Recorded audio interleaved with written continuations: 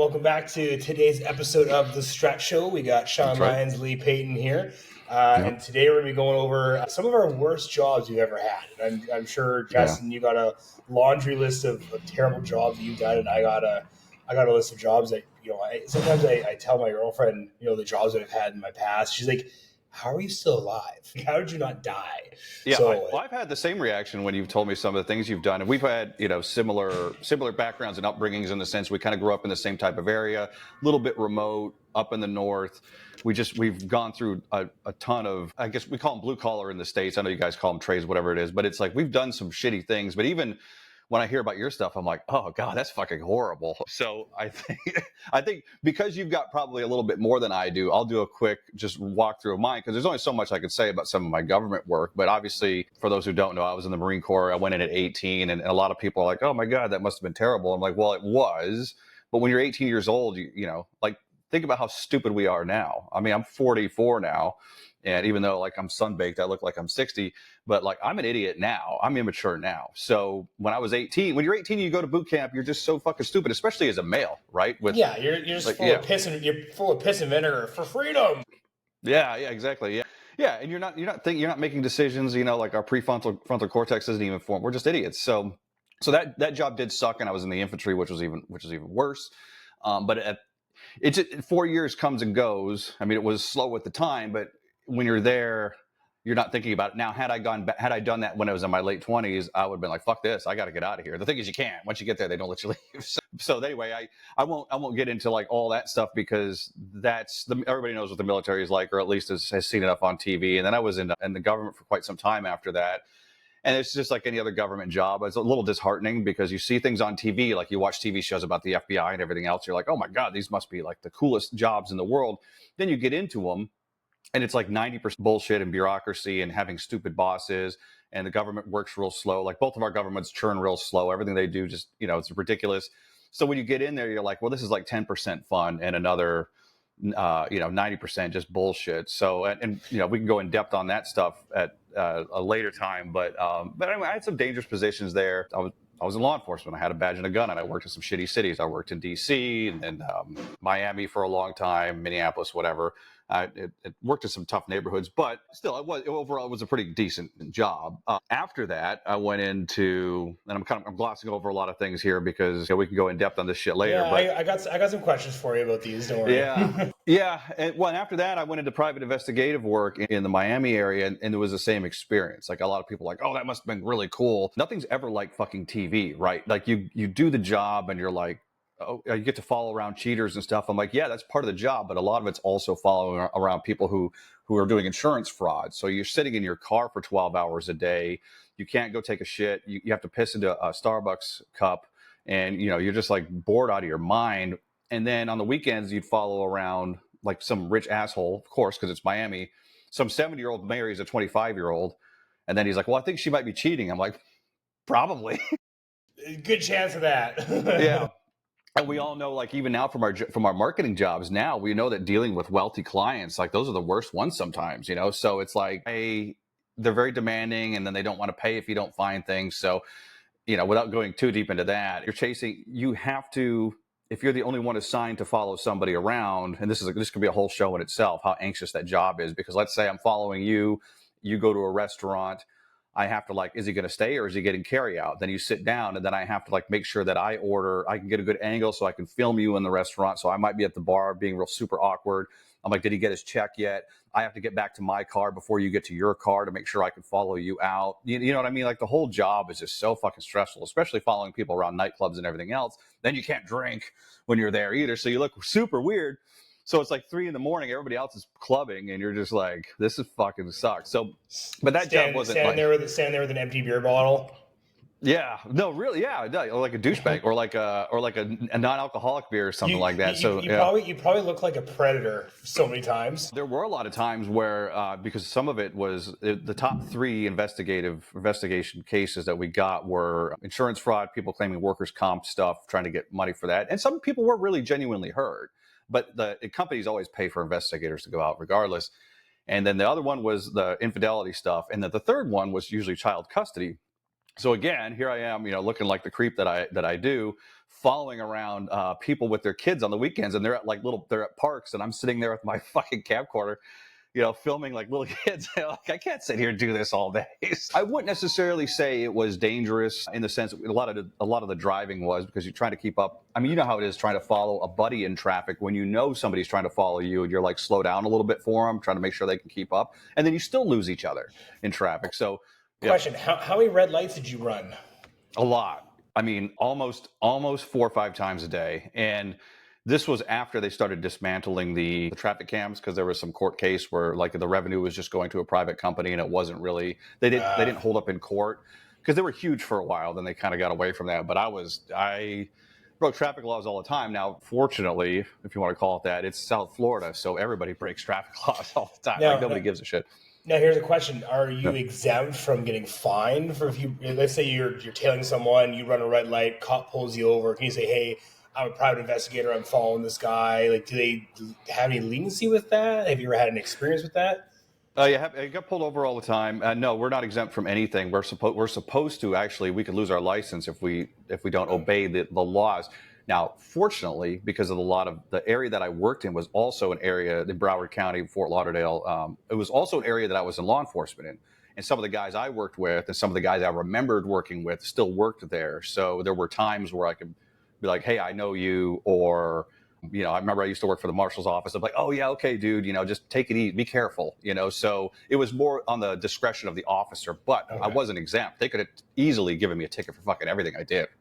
Yeah, it makes sense. I just didn't know if you're like, like cops can flip their lights on, run to a red light, and turn them back off. I don't know if you had like special privileges like that, but no. Yeah. My previous job, with the government, we had unmarked cars, so I had lights in the car that were in the grill and up, like they were hidden. They weren't, not on top of the car. Like, so going from the government and having some of those privileges, and that was a dangerous job. Now, mind you, I was in law enforcement back when it was still okay to be in law enforcement, because I could walk into a restaurant or something, or Starbucks with my badge on. We didn't wear uniforms. We had badges on our belts, and mostly we were respected. But it was only in the years after that people started really hating the cops. And some of it is for a good reason, and a lot of it's just bullshit.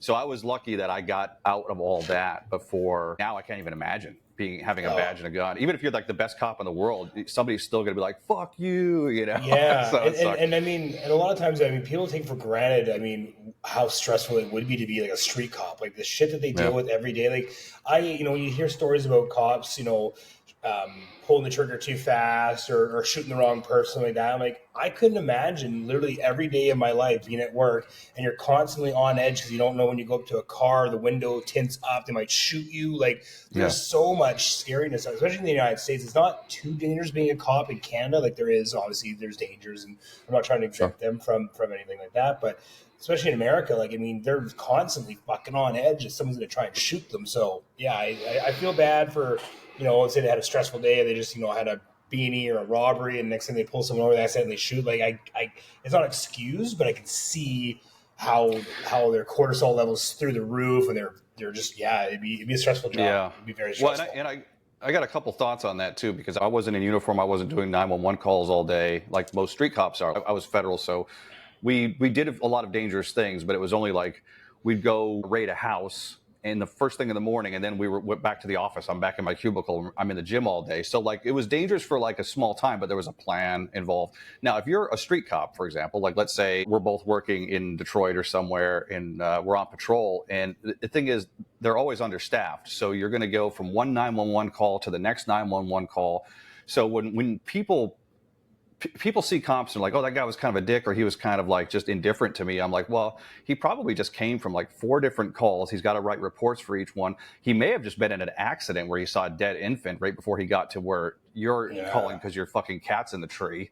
And again, it doesn't excuse bad behavior and it, all those other things. But the thing is, those guys are like in a 12-hour shift. They're just going from call to call to call. Sometimes they have to skip food. So it's like, what would a normal human being's day go? If they like a 28-year-old, the emotional IQ of a 28-year-old guy or male or female cop, we're just going to count on them to be perfect in every situation, and it's after every trauma event. And if you look at statistics, and again, I'm pretty middle of the road on this stuff. But if you look at statistics, let's say you have an office with 10 people, one of them is going to be an idiot. So if you have a huge police force, the chances are a small percentage that they're going to be dumbasses. And the other thing that people don't always think about is that when they have to have a certain amount of officers to protect a city or whatever the jurisdiction is. It could be a county, it could be a city, whatever. If next year they say, all right, 10 people are retiring, we have to hire 10 new people. Well, if only 11 apply, they basically have to take, even if those last few, like, boy, I don't know about this one, this guy sucks. They have to fill the numbers. So when people are like, why don't we hire better cops or whatever? I'm like, look, they're trying, but they can only draw from the hiring pool that they have. They can't just go out and be like, oh, hey, you seem like a really nice, cool guy. Everybody loves you. How would you like to come work for $50,000 a year? And they're like, well, I'm not making $200,000 over here. Why would I come work for you? Yeah. It kind of reminds me of my high school football team. We were one of the smaller schools in our division. So like we didn't have like a tryout and cutting process of like, we're, going to take the top 30 out of the 100. Anyone who showed up for practice, we would take. So we had one kid, I remember him, his name was Rex. He was like 5'1", like 80 pounds. And we had this poor kid out there on kickoff, and like he just got absolutely fucking reamed every play. The kid was like a size of a basketball, right? Just fly every play. He's flying through the air. And we had to take it. We had to have numbers to give our good players rest. So we put him on like some special teams or something like that, so we can take our star running back off, so we can get some water and some rest time. But same thing with cops, right? Like if you need a 30 man roster and only 29 show up, or 31, you're taking everybody. And they get burned out. I mean, shit, I can't even work 4 hours now, and I'm like, I can't think about anything. So we're kind of drilling in on the law enforcement aspect of it, but I do have a lot of strong feelings about that. Look, there's some bad ones out there. People just don't know how to get arrested, man. If everybody get arrested. It's so like 90% of the things that go wrong are, and the thing is, are you going to rely on the emotional intelligence of a 25-year-old that probably just came from a stressful call, maybe he's having problems at home? I mean, these people aren't robots. So if somebody comes up to if you get pulled over, even if you're like, I know I didn't do anything wrong, and even if the cop comes up to your window and is like total dick, it's like, save that for file a complaint, sue the police department like a week later. But when you're in the moment, whatever they tell you to do, just do it. Like, people just don't know how to get arrested. They think like, I'm going to make my stand here on the side of the road when this guy's already worked up. How do you think that's going to go? So that's one of my things. In your favor. Yeah. Now you could be so mad, and you could just like, yes, sir, whatever. And then as soon as you leave, you could go file a complaint, hire a lawyer, do whatever. Just don't do it right there. Takeaway: learn how to get arrested better.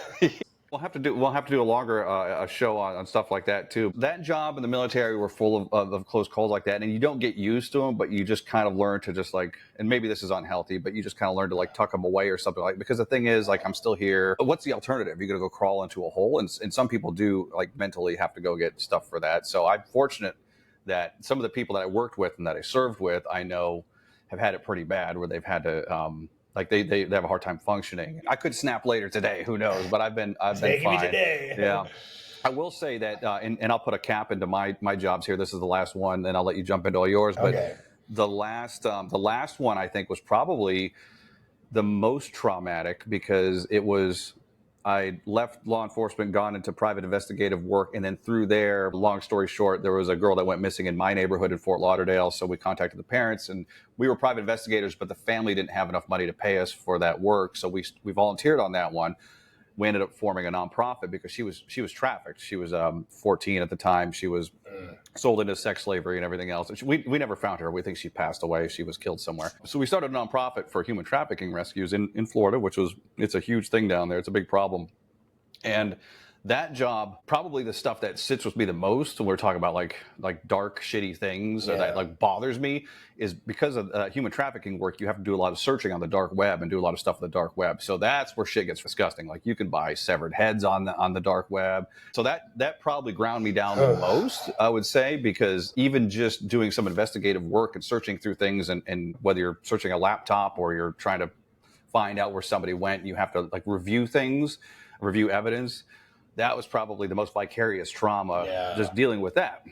So if I had to look back on anything, it wasn't like a dirty, dangerous job, so to speak. I don't know how people who do that job all the time can sit and just scroll through all these images of just just the most disgusting shit. So that was the last job I had before going into marketing.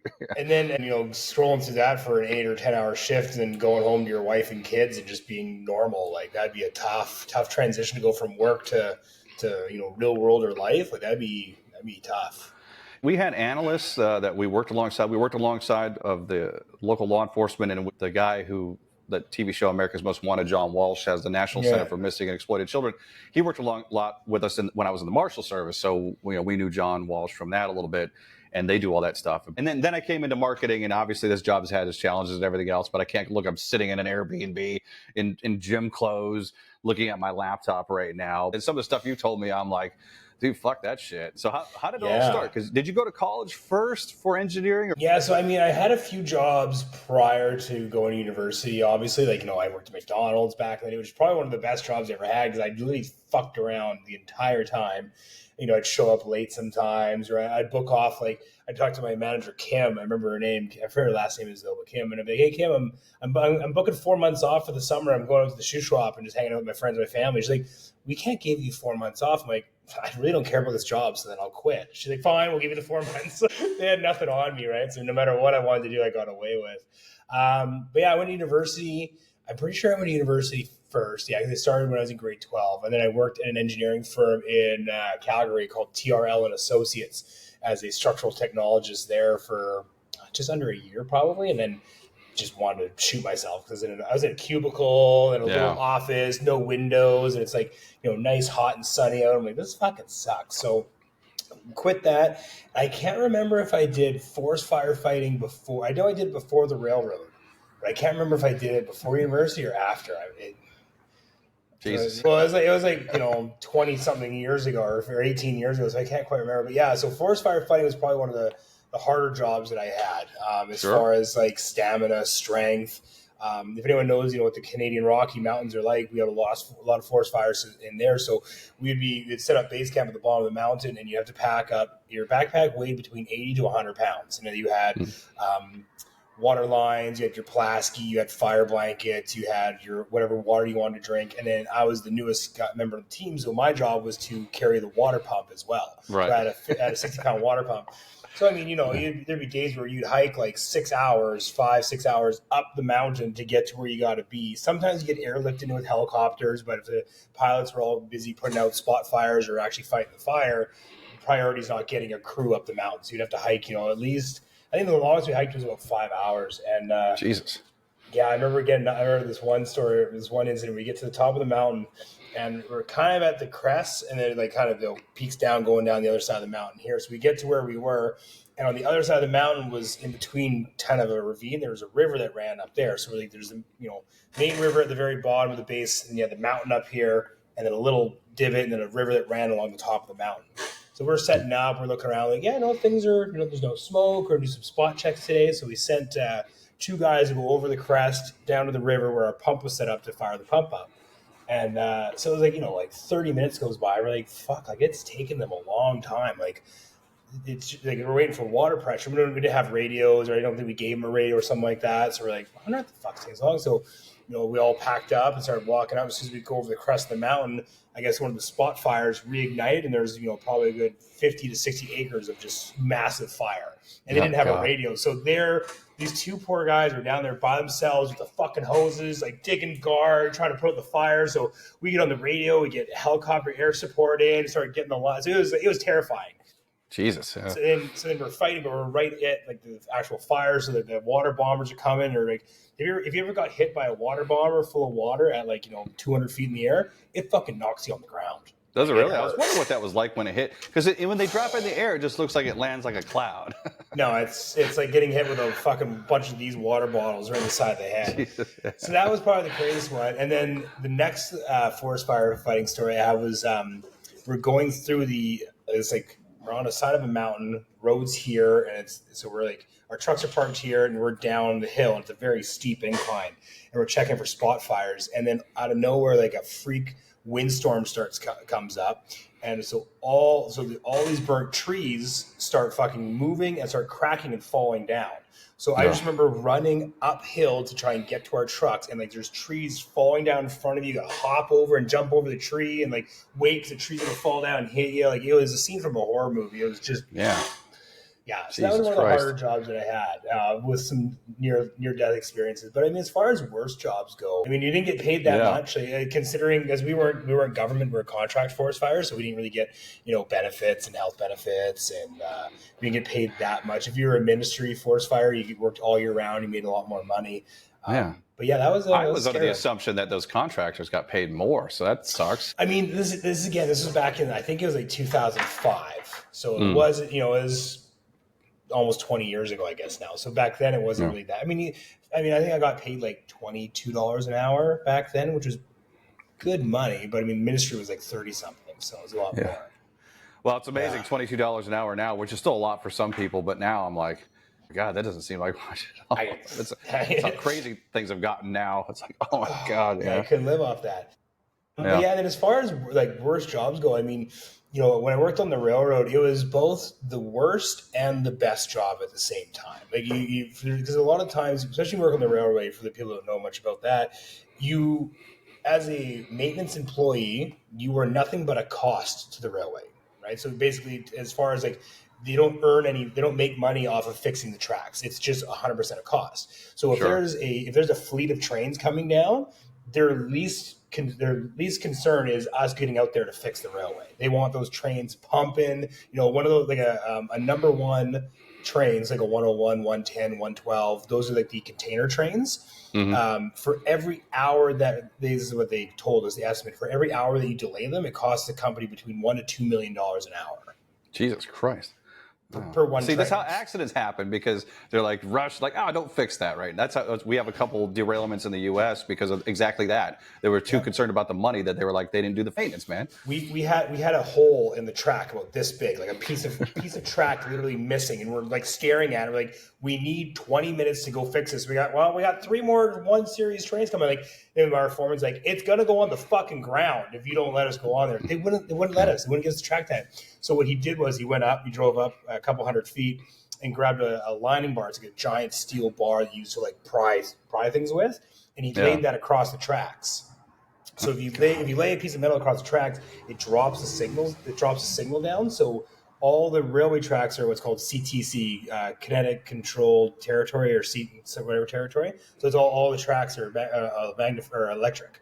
So if you put a piece of metal down, it shows on the computer systems back in Edmonton or wherever the office is that the track is no longer optimal. It can't work. Sure. Right? So then therefore the signals that the trains get show red, so they can't come forward. So he dropped the block on purpose, and then the trains actually had to stop, and then we went out there and fixed it and got her up and running. But my God. there's some days where you're working 16 hours a day, and you're just like swinging a sledgehammer, pounding in spikes, or you're carrying metal clips, or you got to clear off the side of the track, and there's trains ripping by you like 2 feet in front of your face, and there's some scary times. What's the average, like? I imagine that's a young man's job anyway, but like, were there any guys in their 30s and 40s doing that shit still? We had laborers in like their 50s and 60s that were still doing it. God, I mean, maybe it keeps them healthy, or maybe not. Maybe they're all fucked up. I don't know. No, so what happened was back in the 70s, CN did a big hiring spree. So they actually went into, what's it called, draft dodging, where you dodge the drafts and stuff like that. So they actually went into like all these like hippie camps where people were like trying to escape the wars and being drafted. And they were offering these people that weren't working, had no money. It's like, hey, you want a job on the railway for $15 an hour? So we had a lot of like Portuguese employees that didn't even know how to read or read or write. We had a lot of laborers that couldn't read or write. So I mean, they were just came over from Portugal. A lot of Portuguese we had on there, but we had a lot of employees that they couldn't read, couldn't write. If you went out for dinner, you'd have to like pay the check for them because they couldn't figure out how much things were and like what the tip was. It was weird. Was it Brazilians or actually people from Portugal? Like, what's the connection there? It was Portuguese, like from Portugal. How'd that happen? What's the connection there with Canada and Portugal?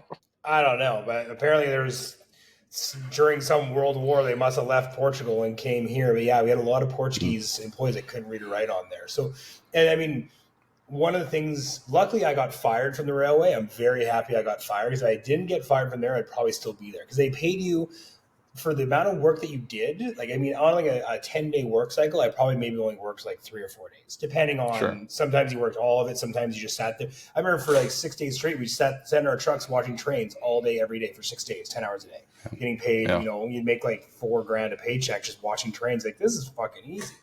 But it was so boring and mind numbing that it sucked. You're like, I don't want to do this the rest of my life. So they paid you just enough to keep you happy and never leave, but not enough to make it like, this is the dream job. So it was like this teetering line of like, this sucks, this is amazing. This sucks, this is amazing.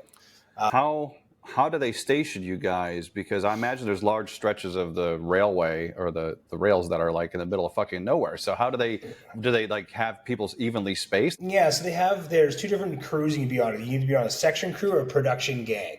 So section crews are stationed basically, so every roughly 200 miles or so, there's usually a town, right? So every 200 miles, there's either like, there'd be Kamloops, then there'd be Clearwater, then there'd be Jasper, then there'd be Edson, then there'd be Hinton. There's towns every 200 meters, or 200 miles. Sure. So they would on the job bulletin board, right? So for like different job positions, you could bid to work in certain towns, and you'd move to that town, and you'd have a guaranteed, 9 to 5, Monday to Friday, 40 hours a week job, and you'd live in that town, and you would patrol from point A to point B. That'd be your territory.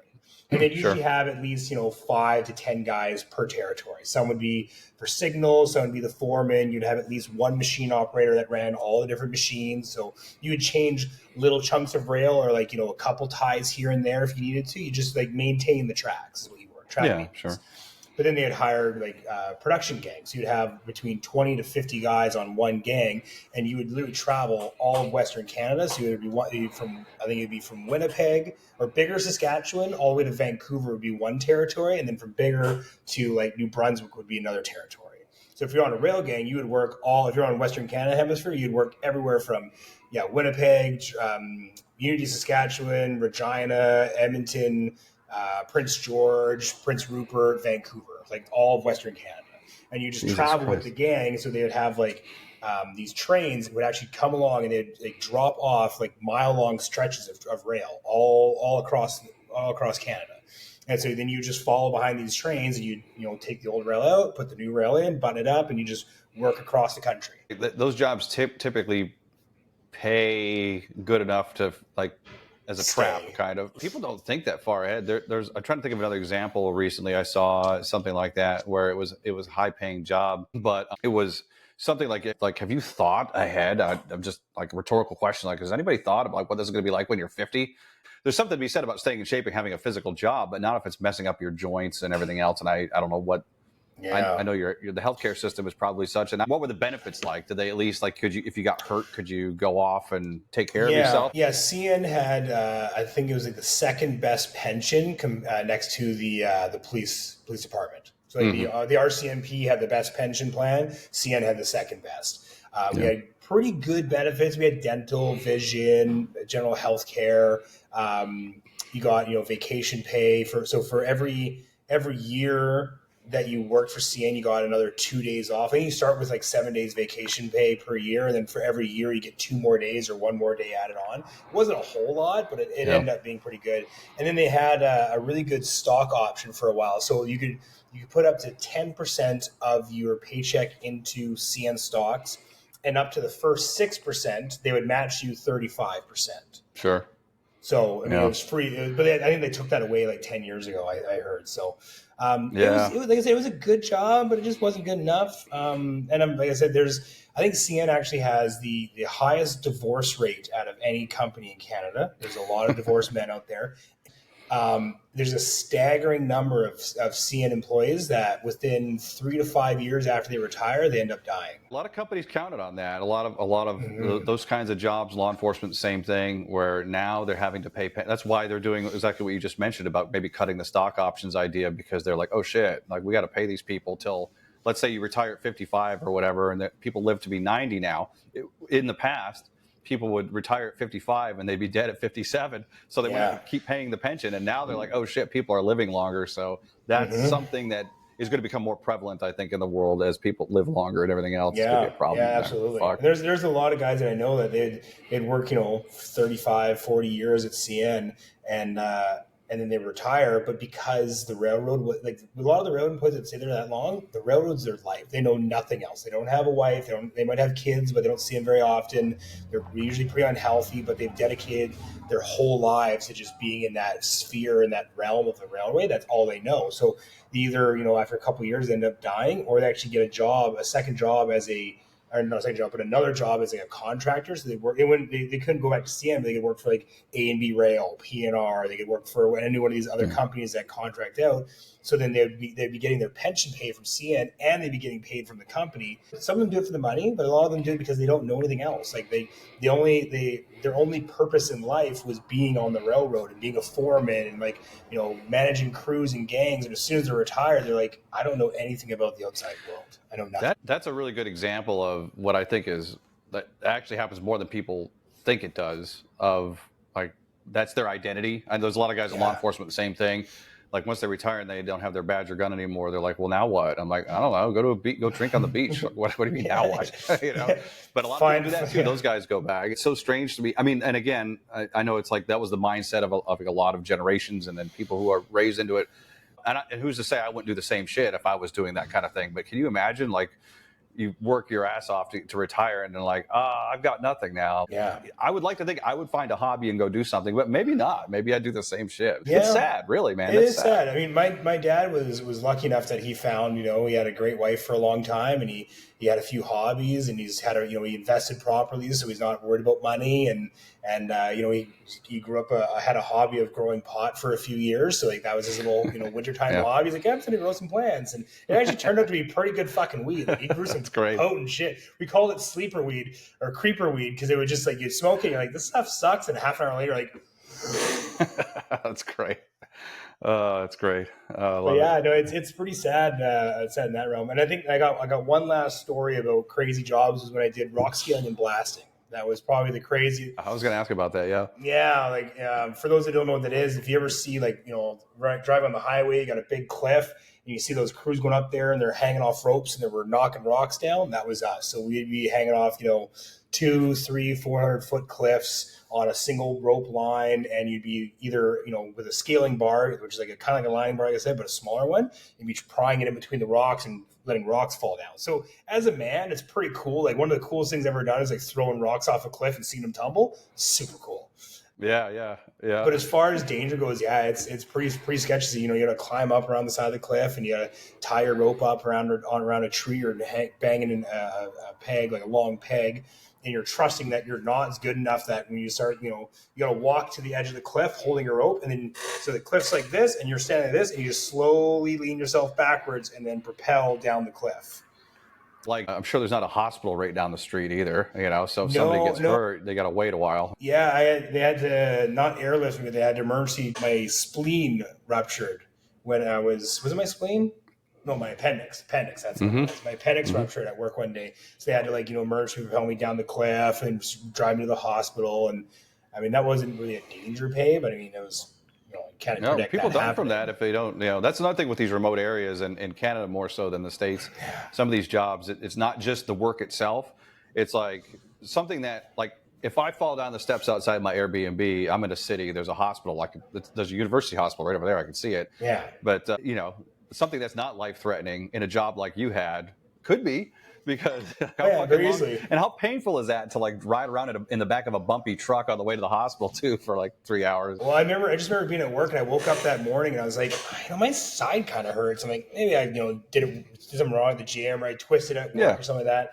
And then as the day kept going, I kept getting more and more pain. I'm like, oh, the fuck. And so I remember just hanging off a cliff, and we're hanging wire mesh down. So we finished scaling, and we hang wire mesh, so if little small rocks come down, it won't hit the cars below. And we're holding onto the rope. I'm strapped in. I'm leaning this. I'm pulling up this 200-pound line. I'm and that's when it finally ruptured. I just went to the fetal position. I was hanging on a cliff, so I had a rope like this. I'm just hanging there in so much pain. Jesus, so much pain. God. Yeah, so they wire me down. But I think the most dangerous thing I had there is we're drilling 30 meters, I guess for American, it'd be 60, 70 feet into the cliff. And we're drilling a bunch of these holes in there to fill with dynamite to eventually blow the whole mountain up. And so we had what's called a bencher. So you got a cliff like this. We had a basket that hung out It had its own cable line and its own line, everything attached, and that's where we'd put like our drills and our bits and our rods and stuff. So you'd work on that, but you'd just be able to like swing. So you have your ropes here, and you just be able to swing side to side. So for those who don't know like much about like climbing, there's two different systems you have. So you have the rope that comes down, the main rope, and then you have a carabiner and a leash that goes around you, and then you like loop it around like in a certain way, and that's what holds you in. So when you to move up, you gotta like kind of use your finger, hold like this, and it releases the pressure, and you slide that up, pull on it, and then it tightens, and then you like lean back, and you're not going anywhere. And so to propel down, it's a bit different. You have a carabiner that's right around like your waist, and the rope sifts through that. So it kind of goes like snakes through that. So when you're propelling down, it makes it a lot easier in the sense that it reduces the stress, and it kind of like it grips enough that it slows you down, but doesn't actually stop you. So what was happening this one time, I was going up, I was climbing up, and usually when you climb up, you dismantle the mechanism to go down, because you have to like kind of feed yourself through this, right? So what was happening was I was climbing up and I didn't dismantle that. And so when I went over the bencher, so basically I was like 6 feet off from the cliff, I went to climb up over it. So I grabbed the cable, released the pressure, lifted it up, and I didn't give it a snug to see if it was tight or not first. And so as soon as I just went to like lean back, and as soon as I leaned back, it didn't catch, and I fell right off the cliff. So I'm going backwards. I'm 6 feet off the cliff and about 200 feet off the ground. And I just go like this down. And so luckily I had that the going down mechanism part in place. So that slowed me down, and my foot actually caught in one of the airlines that was hanging down below. So my foot caught in that, and that's what flung me upside down. And then because I was upside down with the propelling mechanism in place, that's what stopped me from falling all the way down head first to the cliff. Yeah. So like, there I am. I'm like hanging upside down like this. Like, oh my God. And then you got to try and pull yourself up and untangle yourself. And me being, and this was only like 4 years ago, 3-4 years ago. And then so I, get myself back up, get to the bencher, grab my drill, just keep drilling. Back to work. The alcohol comes later. How much training do they provide for, like, because I did a lot of rappelling and a lot of rope and line work as well in the military, and there was extensive, like all the harnesses and the cables, like all the systems. That shit's complicated, trying to keep it all straight and everything. Did they put you guys through training, or are they just like, here, show the new guy how to do it, and fucking send him off the cliff? So it was definitely like training on the go kind of thing. But the thing is like where we were working, there's a lot of like smaller little cliffs you could work with. So it wasn't like, they didn't, first day, like, okay, like here you go on the big one. They set up a line on an incline like this. And they just had me practice tying my knots and propelling, going up and going down. And then, I did like a 3-foot cliff. There's a little one. So I had a lot of practice before we went on. They didn't ever force me to go on like the big cliffs. Is when I felt comfortable and ready. So there was training, there was practice, but that was probably just I think what would be the error for that? Negligence, or maybe it would be just complacency. It's just, you're climbing up a cliff, and 9,900 times already that when I pushed that up, it would just automatically catch. That one time that I didn't do the little secure snug first, that it didn't catch, and it could have been a lot worse. Usually that shit happens with somebody who's done it a bunch of times, because when you're new, you're real careful about checking everything. Then after a while, you're just like, fuck, good. Yeah, that's when people get hurt. It's never the new guy, and it's usually never somebody close to retirement, because they're like, oh shit, I'm going to retire soon, I'm going to take it easy. It's always the people in the middle that are like, just, I got this. I do this all the time. And we stop, and this applies to any job, we just like stop paying attention, get a little complacent, like you mentioned. Moral of the story is, no matter how bad you think your current life is, it could be worse. Yeah, there's a lot of jobs out there. There's a lot of jobs out there that are, and look, they all come with their downfall. Like even now we work remotely and we're comfortable. I'd like to think that you and I have earned it to an extent, because we have done shit jobs in the past. We didn't just roll out of, at the risk of pissing anybody off, we didn't just roll out of one thing into college, then into a nice cushy job. It's like we haven't suffered. Whether that's a good thing or not, I don't know. But my life hasn't always been sitting on the sitting on the beach in Playa del Carmen, working from my computer at home, building websites. Like, I was shoveling horse shit for a job once. Like, I mean, I've that's right. stuff that we've done. So, but anyways, I appreciate everyone following on for this song. This has been a longer episode.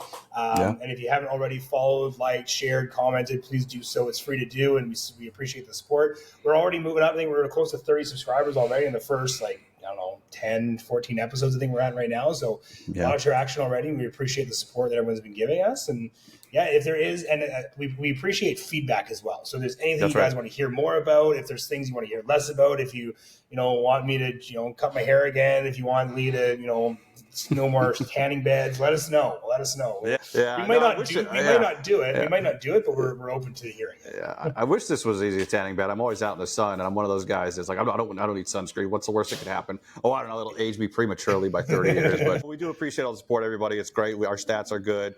And yeah, if you want to hear more about, shitting our pants in public, we'll get into that as well. Absolutely. To be continued, everybody.